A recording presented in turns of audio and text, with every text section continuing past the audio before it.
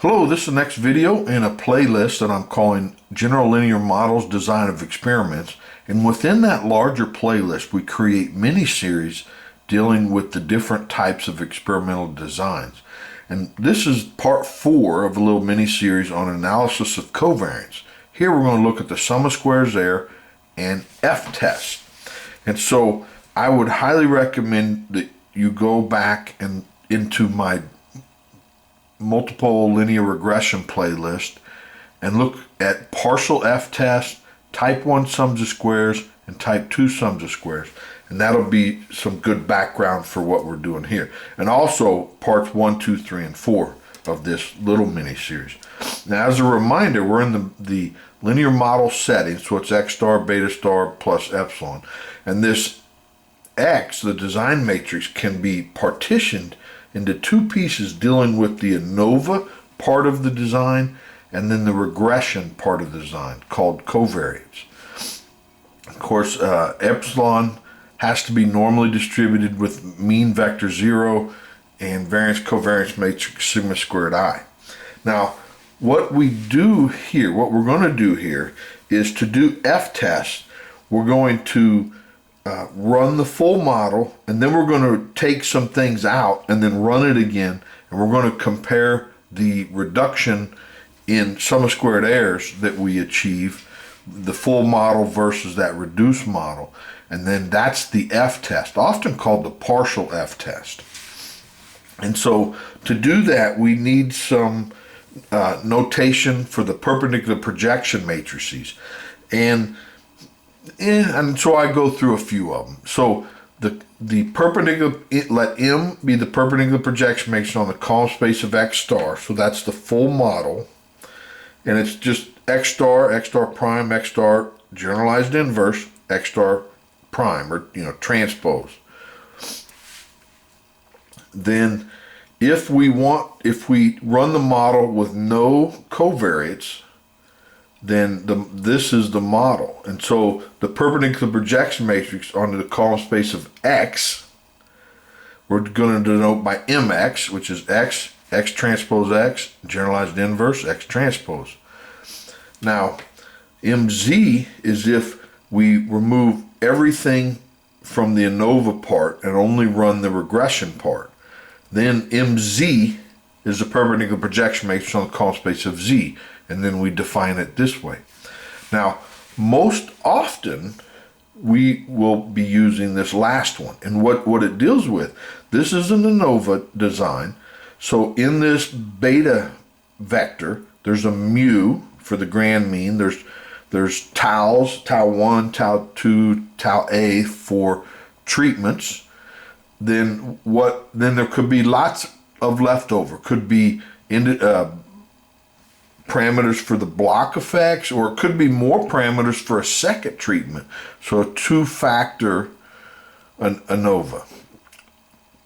And so this can be as general as you want. And so if we leave some of those out, so we're testing treatment A, for instance, but all the other variables are in there, then we've reduced this.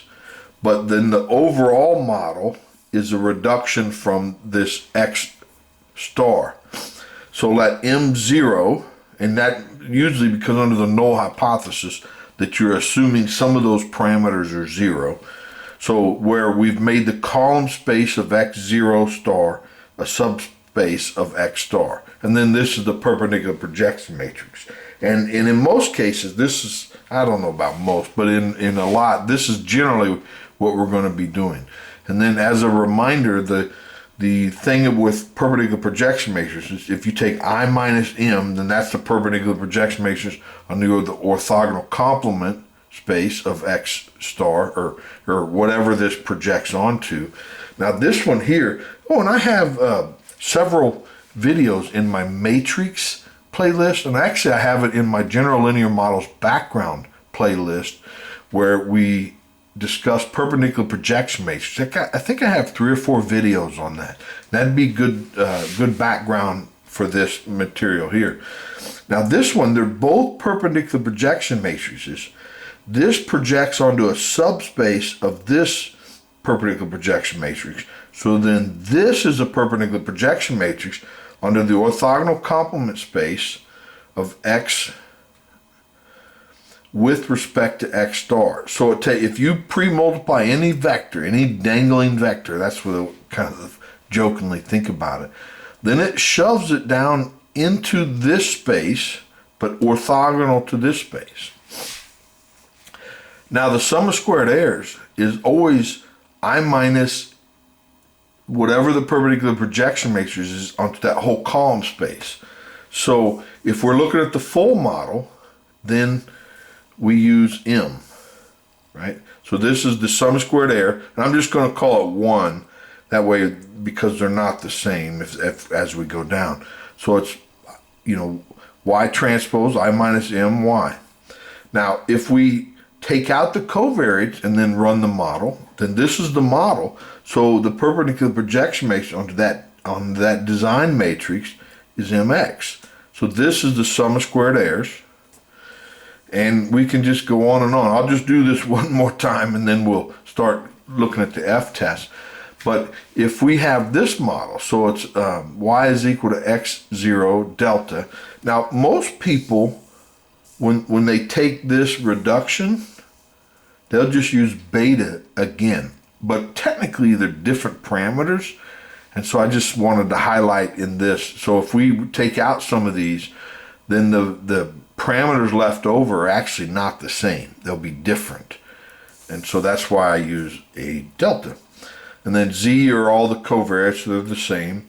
And so the sum of squared errors is actually the reduction, the perpendicular projection matrix onto that column, this reduced column space, which we call M0.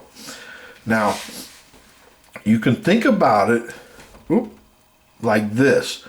So here's our matrix. So if you unmatrix multiply it, then you get this, right? Because if you multiply that back, you get this first row. But this is like the new design matrix, X star naught, and this is the new parameters. We'll just call it W. So then this is the perpendicular projection matrix under that column space, and that's what goes there. Now the partial f-test, or sometimes just called f-test, but really I think partial f-test is a better description.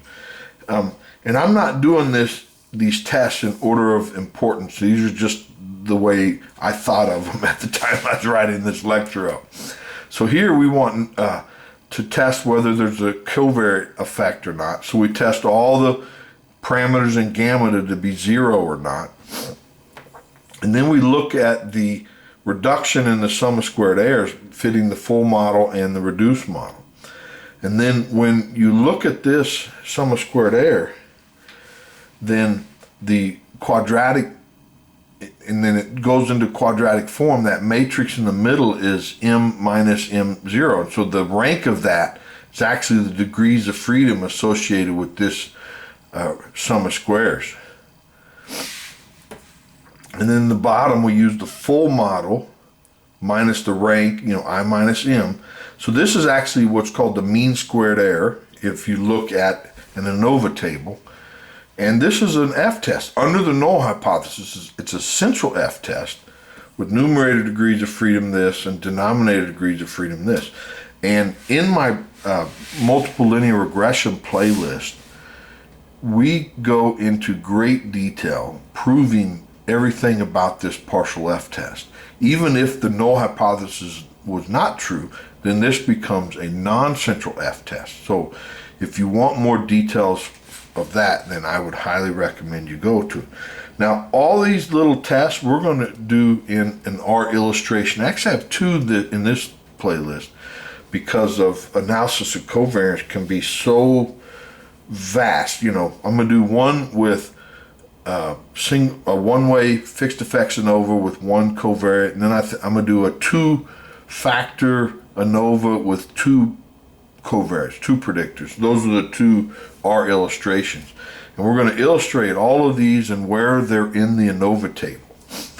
So here, we're going to look at, does one covariate contribute to the model or not? So we're only testing one of these parameters, 0 or not. And so the reduced model's this, and then it can kind of be rewritten in this fashion.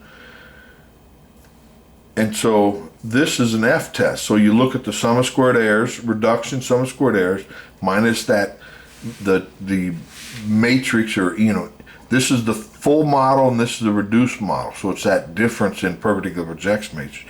That's the numerator, degrees of freedom. The denominator is always the mean squared error of the full model, because it tends to be an unbiased estimate of the error variance in our model. But this is it's an f-test. And then if here, and actually this is probably the first test you do to see if there's a treatment effect. Now sometimes, you know, in a 2-factor or 3-factor ANOVA with covariance, you know, which test do you test first? You know, I don't know. So, but this is it. So if you're testing, you know, hey, is there a treatment effect? So you test all the beta or all the tau parameters, 0 or not. And actually, I think it would be better that you know, hey, are they all equal, not 0? But some people put that additional side constraint on it, and then it's 0 or not. I wish I'd have caught that. I would say just, you know, are they equal to the grand mean of these tau parameters? So under the null hypothesis, the model's this, right? We're reducing the ANOVA design matrix, and then it can be thought of as this. So the perpendicular projection matrix onto this column space, we generically call it M0. So the f-test is the reduction in the sum of squared errors, and then, you know, the rank of this matrix is the numerator degrees of freedom. This is the mean squared error. The rank of this is the denominator degrees of freedom, and that's an f-test. And again, we're going to illustrate all of these in our software program at the end of this mini series. Now notice, you know, X, it can be any balanced ANOVA design. Now when it becomes unbalanced, things become tricky. Estimability becomes tricky. It's just not recommended to not have a balanced ANOVA design. Now Z can be anything used in multiple linear regression. So sometimes you may think these covariates are quadratically related to Y. So you put in, you know, covariates raised to a power. Or, you know, there could be some interaction effects between the two covariates. So this can be very general.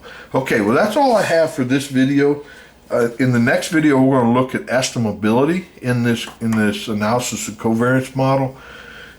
And hope you enjoyed this. I sure did. Please like the video and subscribe so you don't miss the next one. Thanks. Bye.